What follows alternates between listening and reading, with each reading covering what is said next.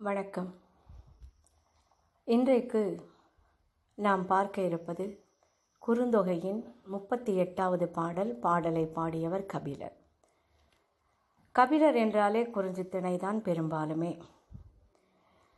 மலையினுடைய ஒவ்வொரு வளைவையும், அங்கு வாழ்கிற ஒவ்வொரு உயிரினத்தையும், தாவரங்களையும் மலர்களையும் நன்கு உணர்ந்தவன் கபிலன்.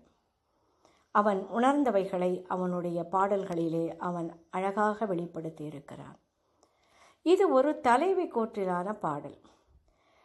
திருமணத்திற்காக பொருள் தேடி வருகிறேன் என்று தலைவன் பிரிந்து போகிறான். நீண்ட நாட்களாக வரவில்லை. தினமும் தலைவி அழுகிறாள். அதை பார்க்கிற தோழிக்கு வருத்தமாக இருப்பதனால் அவளை ஆறுதல் படுத்துகிறாள். ஆறுதல் படுத்தினாலும் தான் வருந்துவதை வெளிப்படையாக காட்டிக்கொள்ளாதவள் தான் தலைவி. அப்படிலாம் இல்லையே, எனக்கு ஒன்றும் இல்லை. நம்ம கூட சில பேரை கேட்போம், என்னமோ மாதிரி இருக்கமோ, இல்லையே நான் நல்லா இருக்கனே, இல்லைம்மா என்னமோ டல்ல, இல்லை நான் ரொம்ப நல்லா இருக்கேன், அந்த மாதிரி இவ சொல்கிறா. நான் என் கண்ணுலேருந்து தண்ணி வருதுன்னு பார்க்குறியா, அது வருது தான், என் உள்ளத்துக்கு கஷ்டங்களை தாங்குகிற சக்தி இல்லை அப்படின்னா என்ன, கஷ்டப்படுறான்னு தானே அர்த்தம். இருந்தாலுமே சொல்கிறேன், என் உள்ளத்துக்கு கஷ்டத்தெல்லாம் தாங்க முடியல, அதனால் என் கண்ணிலேருந்து தண்ணி வருது. என் தலைவன் எப்படிப்பட்ட நாட்டை சார்ந்தவன் தெரியுமா? ஒவ்வொருவரும் தான் வாழ்கிற சூழலுக்கு ஏற்ற மனநிலையை பெற்றவர்கள்தான். அதனால்தான் சூழ்நிலை விலங்கு என்று மனிதனை சொல்லுவார்கள். சூழல் என்பது மனதை மாற்றக்கூடியது. மனதை மாற்றுகிற போது மனிதன் தானாக தன் இயல்புகளிலே சூழல் வசம் சிக்கி மாறிவிடுகிறான்.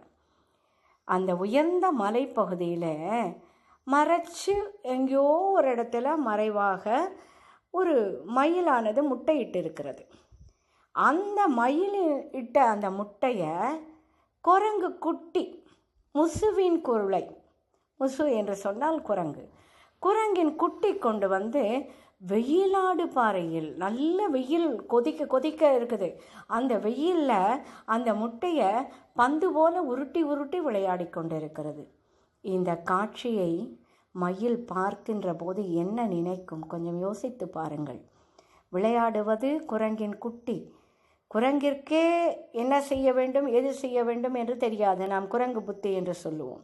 அதுவும் குரங்கின் குட்டி, நல்ல வெயில், இது ஈன்ற முட்டை, அதை உருட்டி விளையாடுகிற போது முட்டை விழுந்து விடுமோ, முட்டை உடைந்து விடுமோ, அல்லது இந்த வெயிலிலே உருட்டி உருட்டி ஆடுகிற போது அந்த கருவானது கலைந்து விடுமோ என்றெல்லாம் நினைக்கக்கூடிய ஒரு மனநிலை, ஒரு பரிதவிப்பு, செய்ய இயலாத அந்த தவிப்பு இருக்கிறதல்லவா, அப்படிப்பட்ட காட்சியை உடைய நாட்டை சார்ந்தவன் என் தலைவன்.